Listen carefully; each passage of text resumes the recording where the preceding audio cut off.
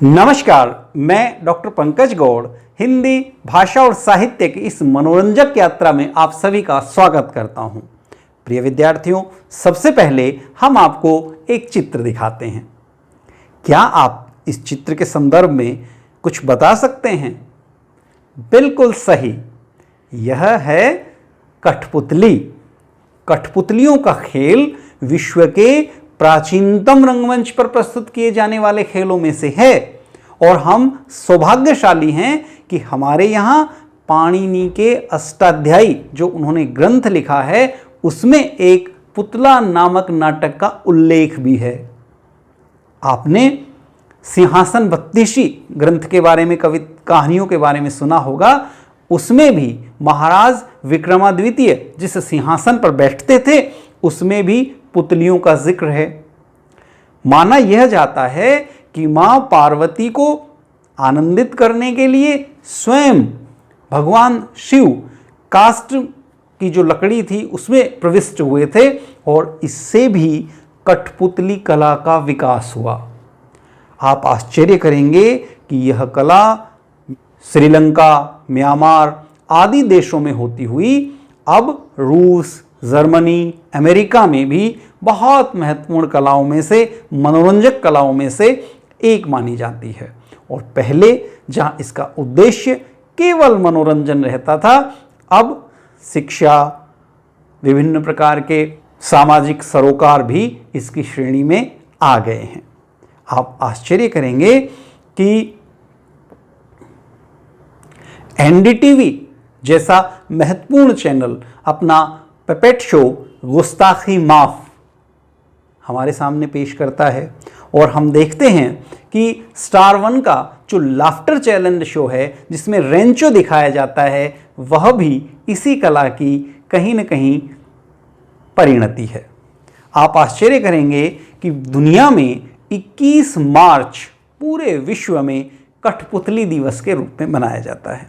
तो जैसा शब्द से साफ है, कठपुतली अर्थात काठ की लकड़ी से, काष्ठ से इसका निर्माण होता है, इसीलिए इसे कठपुतली कहा जाता है। आप सोचेंगे मैं आज इस कला के संदर्भ में आप लोगों से चर्चा क्यों कर रहा हूं? तो मैं आपसे इस संदर्भ में यह चर्चा इसलिए कर रहा हूं क्योंकि हम आपकी वसंत भाग 2 में शामिल छोटी, प्रसिद्ध और बहुत शानदार कविता कठपुतली पढ़ने जा रहे हैं। और कठपुतली कविता के कवि हैं यशस्वी कवि भवानी प्रसाद मिश्र। तो कठपुतली कविता के संदर्भ में पढ़ने से पहले सबसे पहले कवि परिचय। कवि भवानी प्रसाद मिश्र हिंदी के बहुत लोकप्रिय कवियों में से एक हैं। आपका जन्म 29 मार्च सन 1913 में मध्य प्रदेश के होशंगाबाद के टिगरिया गांव में हुआ।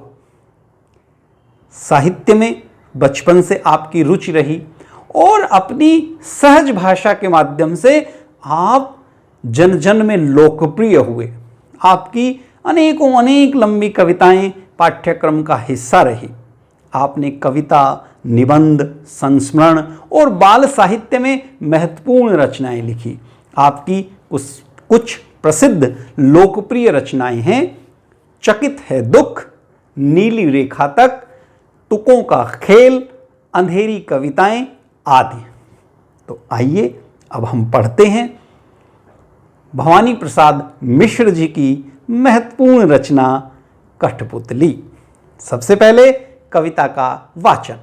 कठपुतली गुस्से से उबली बोली, ये धागे क्यों हैं मेरे पीछे आगे, इन्हें तोड़ दो, मुझे मेरे पाँव पर छोड़ दो। सुनकर बोली और कठपुतलियां कि हाँ बहुत दिन हुए हमें अपने मन के छंद छुए। मगर पहली कठपुतली सोचने लगी, ये कैसी इच्छा मेरे मन में जगी। अब हम इस कविता की व्याख्या करेंगे। आप जानते हैं कि जब कविता की सप्रसंग व्याख्या करनी होती है तो सबसे पहले हम प्रसंग का उल्लेख करेंगे। प्रसंग के अंतर्गत आप बताएंगे कि यह कविता हमारी हिंदी की पाठ्यपुस्तक वसंत भाग 2 में संकलित है। कविता का शीर्षक है कठपुतली और कविता के कवि हैं यशस्वी कवि भवानी प्रसाद मिश्र। तो भवानी प्रसाद मिश्र इस कविता में कठपुतली के माध्यम से स्वतंत्रता के महत्व को बताना चाहते हैं। आप ही की इस पाठ्य पुस्तक में जो प्रथम कविता है शिव मंगल सिंह सुमन जी की, तो उसमें हम देखते हैं कि हम पंछी उन्मुक्त गगन के, जो पक्षी हैं वह भी स्वतंत्रता चाहते हैं। पर उससे भी आगे भवानी प्रसाद मिश्र इस कविता तक पहुंचते पहुंचते निर्जीव वस्तुओं में भी स्वतंत्रता की इच्छा की कल्पना करते हैं। तो कठपुतली के माध्यम से कवि स्वतंत्रता के महत्व को बताते हैं। एक कठपुतली है और जैसा कि आप देख पाते हैं कठपुतली का हर अंग विभिन्न प्रकार के धागों से बंधा होता है। हाथ, पैर, शरीर, सिर सब धागों से बंधा होता है और जो उसे नचाने वाला होता है वह उसकी उंगलियों पर नाचने के लिए बाध्य होती है। वर्षों से ऐसा होता आ रहा है। यह देख करके एक कठपुतली विद्रोह कर देती है। मुझे एक रोचक किस्सा विद्यार्थियों के संदर्भ में याद आ रहा है, मैं सोच रहा हूं आपके साथ साझा कर लूं। एक बार क्या हुआ कि एक विद्यार्थी परीक्षा में असफल हो गया तो उसके पिता ने उसे पीटा। विद्यार्थी ने पूछा, पिताजी क्या आप जब असफल हुए थे तो दादाजी ने आपको भी पीटा था? उन्होंने कहा हाँ। और दादाजी के साथ भी यही हुआ था? उन्होंने कहा हाँ। तो उसने कहा तू ये क्यों पूछ रहा है? तो उसने कहा कि मैं जानना चाहता था हमारे परिवार में ये गुंडागर्दी कब से चली आ रही है। तो कहीं ना कहीं एक स्थिति ऐसी आती है जब कोई व्यक्ति लगातार हो रहे शोषण के खिलाफ विद्रोह कर देता है। कठपुतली लगातार उस पीड़ा को झेल रही है जिसके कारण वह दूसरे की उंगलियों पर नाचने के लिए बाध्य है। उसके अपने भाव मनोभाव किसी काम के नहीं हैं। तो ऐसी स्थिति में एक कठपुतली एक दिन गुस्से से उबल पड़ती है और वह सोचती है, क्यों है मेरे पीछे आगे इतने धागे, मेरे आगे पीछे मुझे हर तरह से विभिन्न प्रकार के नियमों से, कायदों से, कानून से बांधा हुआ है। मैं क्यों बाध्य हूं इतने प्रकार के नियमों को मानने के लिए? और इन्हीं के कारण मैं अपने पैरों पर नहीं खड़ी हो पाती, मैं स्वाभिमान से जीवन नहीं जी पाती, मेरी इच्छाएं मुझे मारनी पड़ती हैं, तो मैं इनसे स्वतंत्र होना चाहती हूं। जब उसने अपनी बात रखी तो उसके साथ की जो और कठपुतलियां हैं वह भी उसकी बात से सहमत हुई और उन्होंने क्या कहा कि हम भी आपका साथ देना चाहती हैं, हमें भी अपने मन के छंद छुए हुए लंबा समय हो गया, हम भी इन स्वतंत्रता की बेड़ियों को तोड़ना चाहती हैं, हम भी अपने पैरों पर खड़ी होना चाहती हैं। पैरों पर खड़े होना मुहावरे का प्रयोग आप लोग सुनते हैं, आपने मुहावरा पढ़ा, सक्षमता के साथ अपनी बात रखना, अपने व्यक्तित्व को कायम रख पाना, वह प्रयोग भी आप यहाँ देख सकते हैं। तो उसके बाद जब शेष कठपुतलियां भी उसके साथ आ जाती हैं तो जो पहली कठपुतली है जिसके मन में स्वतंत्रता की बात आई है वह चिंतन करने लगती है। वह सोचती है ये कैसा विचार मेरे मस्तिष्क में आ गया, मैं अगर स्वतंत्रता के इस संघर्ष की तरफ तत्पर हो गई तो क्या मैं उसमें कामयाब हो पाऊंगी? ये इतनी कठपुतलियां जो मेरे साथ हैं, क्या मैं उनका साथ दे पाऊंगी? क्या मैं जिस स्वतंत्रता की इच्छा वे रखती हैं उस पर खरी उतरूंगी? तो कहीं ना कहीं कवि एक तरह से इस कठपुतली के इस चिंतन के माध्यम से बताना चाहते हैं कि जब किसी व्यक्ति पर सामूहिक जिम्मेदारी आती है तो वह बहुत अधिक चिंतन अपने साथ लेकर के आती है और नेतृत्व के लिए बहुत अधिक सक्षमता की आवश्यकता होती है। कहीं न कहीं कठपुतली के माध्यम से कवि उस आम आदमी की पीड़ा को व्यक्त करना चाहते हैं जो लगातार विभिन्न प्रकार के नियमों में, बंधनों में बंधा रहता है और कभी कभी आक्रोशित होकर के अपनी बात सबके साथ रखता है। अनेक लोग उसका साथ देने के लिए सहमत हो जाते हैं, पर फिर वह चिंतन करने लगता है कि नेतृत्व का सामर्थ्य उसमें है कि नहीं है। तो प्रिय विद्यार्थियों, आपने भवानी प्रसाद मिश्र जी के जीवन के विषय में जाना, कठपुतली के इतिहास के बारे में जाना और आपने कविता की सप्रसंग व्याख्या की। अब मैं कुछ प्रश्न आपसे पूछना चाहता हूं। देखें आपने कुछ पढ़ा भी कि नहीं, कितने ध्यान से आप मेरी बात सुन रहे हैं और कितने ध्यान से आप अपने वातावरण को देखते हैं। आपने पाठ पढ़ा था जो देखकर भी नहीं देखते, मतलब जहां हम रहते हैं, हेलेन केलर का जो पाठ आपने पढ़ा था, वहां हमें हमेशा अपनी आंखों को खुला रखना चाहिए, अपनी संवेदनाओं को, अपनी इंद्रियों को जागृत रखना चाहिए, ताकि वातावरण के प्रति, समाज में हो रहे चिंतन के प्रति हम लोग जागरूक हो सकें। तो आप मेरे इन प्रश्नों का उत्तर दें। इस संदर्भ में पहला प्रश्न है, वर्तमान में कठपुतली को आधार बनाकर विभिन्न चैनलों पर कौन कौन से शो प्रस्तुत किए जाते हैं, आप उनका विवरण दें। अगला प्रश्न है, आपने कभी किसी कठपुतली का शो देखा हो तो उसके बारे में बताएं। अपने साथियों के साथ, अपने गुरुजनों के साथ इस बात को साझा कर सकते हैं। व्हाट्सएप ग्रुप पे आप लिख के अपनी बात अपने शिक्षक तक पहुंचा सकते हैं। अगला प्रश्न पुनरावृत्ति के लिए है, भवानी प्रसाद मिश्र जी की प्रमुख रचनाएं कौन कौन सी हैं। और इसी क्रम में अंतिम प्रश्न जो बहुत महत्वपूर्ण है और निश्चित रूप से बहुत ही शानदार उत्तर आप इसका देने वाले हैं। प्रश्न है, कविता के माध्यम से कवि हमें क्या संदेश देना चाहते हैं। तो प्रिय विद्यार्थियों, अब हम इस कविता के अभ्यास कार्य को करेंगे। कविता के अभ्यास कार्य में पहला प्रश्न है, कठपुतली को गुस्सा क्यों आया। लंबे समय से कठपुतली धागों में बंधी हुई है, अपने पैरों पर खड़ी नहीं हो पा रही है, उसका शोषण होता है और इसी शोषण से व्यथित होकर, दुखी होकर उसे गुस्सा आया। वह इन बेड़ियों को काट देना चाहती है, धागों को तोड़ देना चाहती है, वह स्वतंत्रता चाहती है, अपने पैरों पर खड़ी होना चाहती है, अपने व्यक्तित्व का निर्माण करना चाहती है, अपनी बात को रखना चाहती है। और लगातार जब उसका शोषण हुआ तो उसका गुस्सा फूट पड़ा, इसलिए कठपुतली को गुस्सा आया। अगला प्रश्न है प्रश्न संख्या 2। कठपुतली को अपने पांवों पर खड़े होने की इच्छा है, लेकिन वह क्यों नहीं खड़ी होती। इच्छा तो है, पर केवल इच्छाओं से क्या होता है।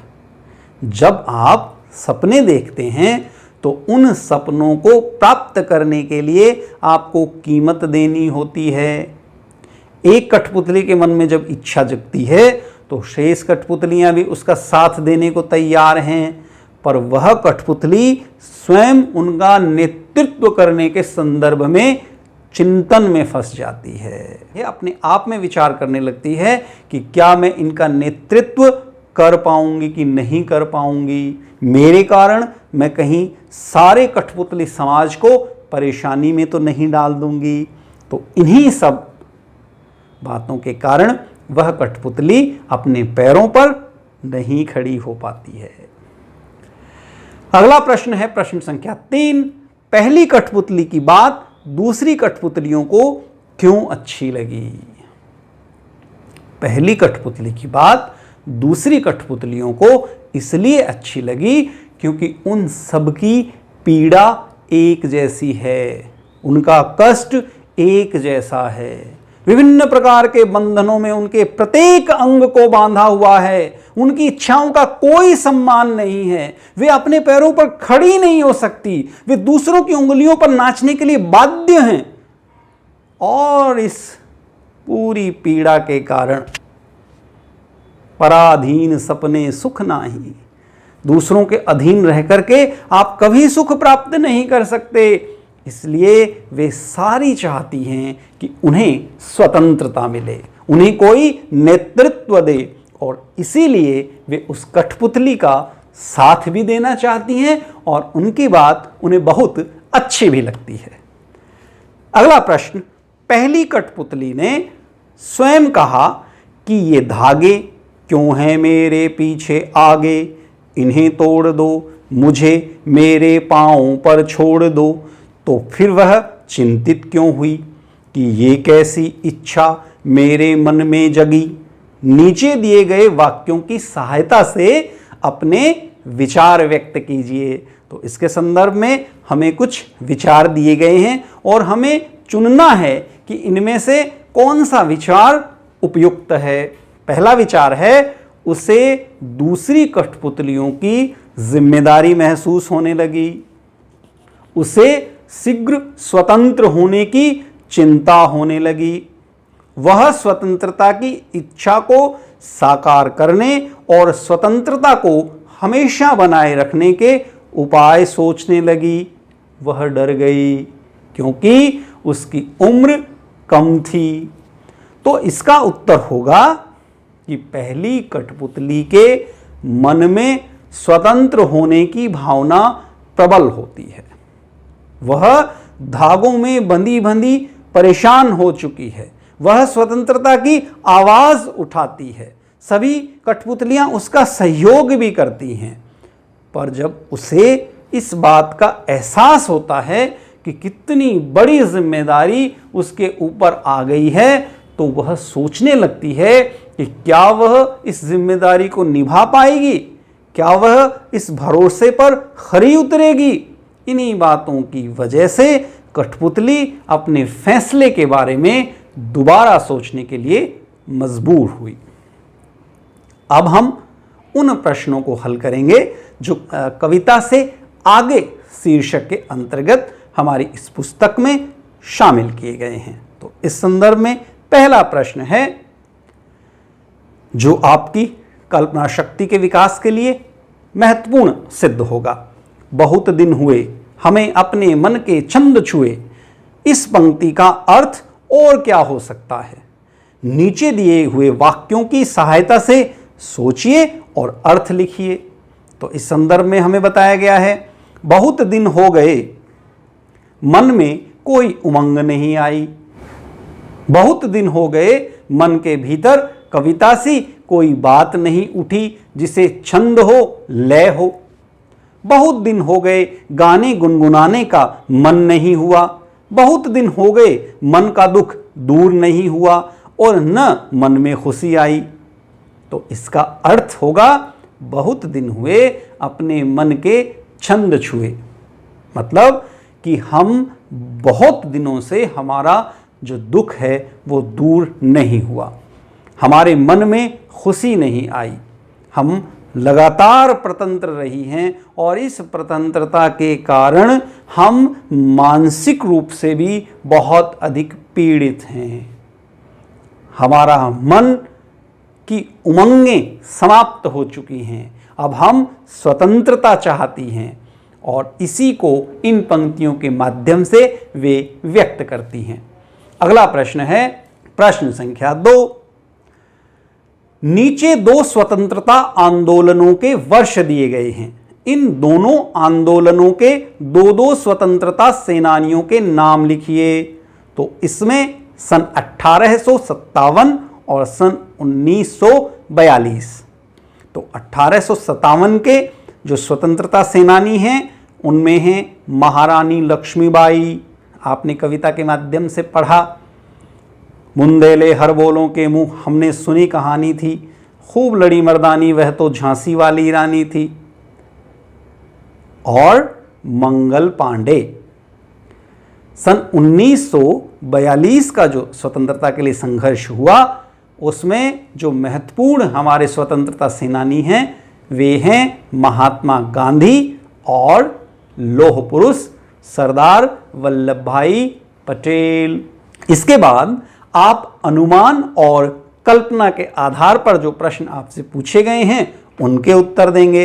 इस क्रम में पहला प्रश्न है, स्वतंत्र होने की लड़ाई कठपुतलियों ने कैसे लड़ी होगी और स्वतंत्र होने के बाद स्वावलंबी होने के लिए क्या क्या प्रयत्न किए होंगे। यदि उन्हें फिर से धागे में बांधकर नचाने के प्रयास हुए होंगे तब उन्होंने अपनी रक्षा किस तरह के उपायों से की होगी। देखिए, यदि इस प्रश्न का उत्तर हम देना चाहें तो इसका संभावित उत्तर हो सकता है कि स्वतंत्रता की लड़ाई जो सभी कठपुतलियों ने आपस में मिलकर लड़ी होगी, उसमें सफलता के बाद वे स्वतंत्रता के अभिशाप को समझ गई होंगी। उन्होंने उन सभी विषयों पर विचार किया होगा जिनके कारण वे अब तक स्वतंत्र रही। उन्होंने स्वतंत्रता के बाद स्वावलंबी बनने के लिए काफ़ी संघर्ष किया होगा।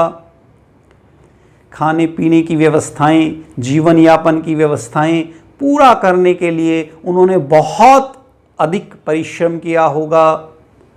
और सबसे बड़ी बात, एक बार स्वतंत्रता का स्वाद चख लेने के उपरांत कोई स्वतंत्र नहीं रहना चाहता, चाहे उसके लिए प्राणों की बलि देना पड़े।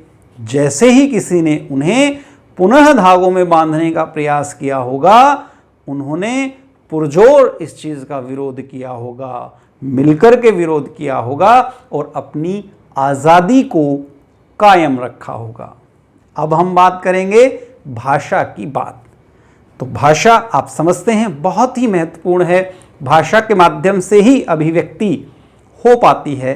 तो इस संदर्भ में पहला प्रश्न है, कई बार जब दो शब्द आपस में जुड़ते हैं तो उनके मूल रूप में परिवर्तन हो जाता है। कठपुतली शब्द में भी इस प्रकार का सामान्य परिवर्तन हुआ है। जब काठ और पुतली दो शब्द एक साथ हुए, कठपुतली शब्द बना और इससे बोलने में सरलता आ गई। इस प्रकार के कुछ शब्द बनाइए, जैसे काठ, कठ से बना कठगुलाब, कठफोड़ा। तो इसका उत्तर आप इस प्रकार देंगे, जैसे हाथ और करघा, हथकरघा। जैसे हाथ और कड़ी, हथकड़ी। जैसे सोन और परी, सोनपरी। जैसे मिट्टी और कोड़, मटकोड़, मटमैला। इस प्रकार के शब्द कुछ और भी हैं, जैसे हाथ और गोला, हथगोला। सोन और जूही, सोनजूही। अगला प्रश्न इस संदर्भ में है, कविता की भाषा में लय या तालमेल बनाने के लिए प्रचलित शब्दों और वाक्यों में बदलाव होता है, जैसे आगे पीछे। अधिक प्रचलित शब्दों की जोड़ी है, लेकिन कविता में पीछे आगे का प्रयोग हुआ है। यहाँ आगे का बोली ये धागे से ध्वनि का तालमेल है। इस प्रकार के शब्दों की जोड़ियों में आप भी परिवर्तन कीजिए। दुबला पतला, इधर उधर, ऊपर नीचे, दाएं बाएं, गोरा काला, लाल पीला आदि आदि। तो इसका उत्तर आप कैसे देंगे? पतला दुबला, इधर उधर, नीचे ऊपर, काला गोरा, बाएं दाएं, उधर इधर आदि। तो इस प्रकार आपने इस पूरी कविता की सप्रसंग व्याख्या की, कठपुतली के इतिहास के बारे में जाना, कवि भवानी प्रसाद मिश्र जी के संदर्भ में जाना, कविता के अभ्यास प्रश्नोत्तर हल किए और भाषा की बात की।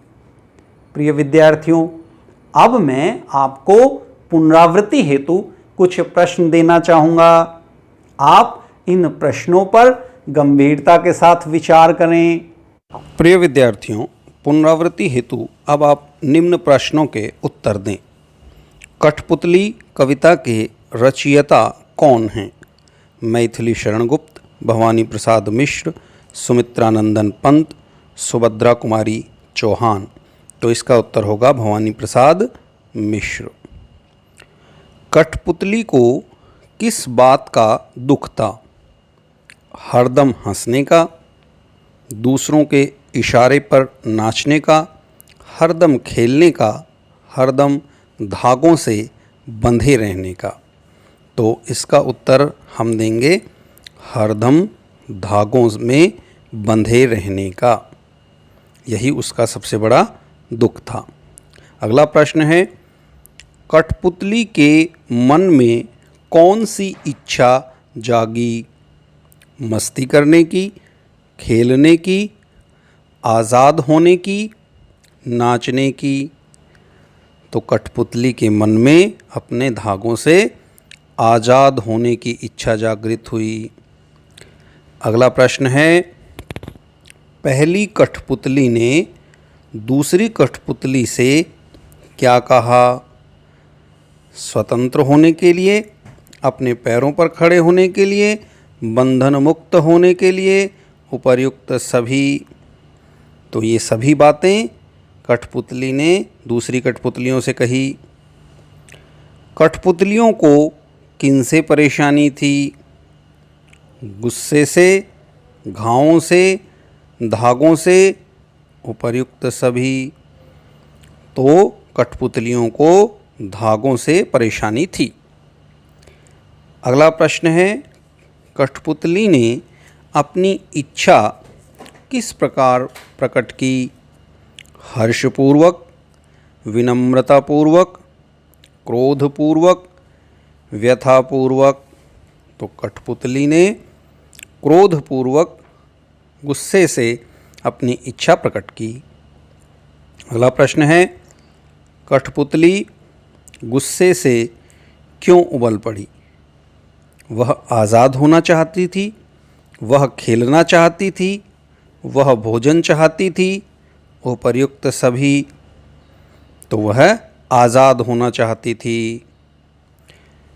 पाँवों को छोड़ देने का अर्थ है सहारा देना, स्वतंत्र कर देना, आश्रयहीन कर देना, पैरों से सहारा हटा देना। तो इसका अर्थ होगा स्वतंत्र कर देना।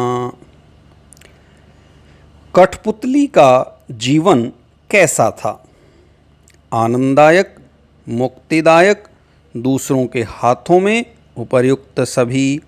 तो दूसरों के हाथों में था। कठपुतली को किनसे परेशानी थी? धागों से, गुस्से से, नाच गाने से, इनमें से कोई नहीं। तो कठपुतली को धागों से परेशानी थी क्योंकि वह उसकी स्वतंत्रता के सूचक थे, उसकी स्वतंत्रता में बाधक थे। तो निश्चित रूप से यह प्रश्न आपकी पुनरावृत्ति के लिए उपयोगी रहे होंगे। इस प्रकार आपने देखा कि कठपुतली एक बहुत महत्वपूर्ण कविता है जिसमें स्वतंत्रता के महत्व को सृजनात्मक तरीके से कवि ने हम लोगों के समक्ष प्रस्तुत किया है।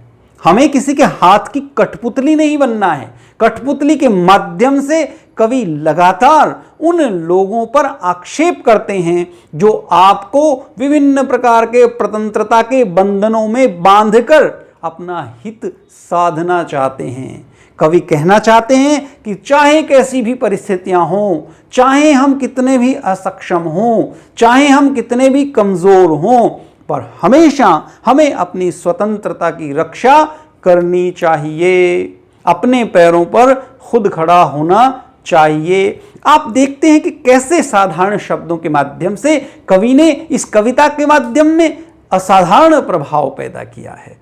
अतः आप भवानी प्रसाद मिश्र जी की इस कविता को कंठस्थ करें। कविता के भाषा संबंधित विचारों को आत्मसात करें। कविता के अभ्यास कार्य को अपनी उत्तर पुस्तिका में लिख लें। इससे आपकी कल्पना शक्ति का विकास होगा, भाषा समृद्ध होगी, लयात्मकता के बारे में आप जानेंगे और आप समझेंगे कि किस प्रकार कविता के माध्यम से अपने भावों को व्यक्त किया जा सकता है। आशा है आपकी आज की यह कक्षा बहुत ही सार्थक रही होगी। धन्यवाद।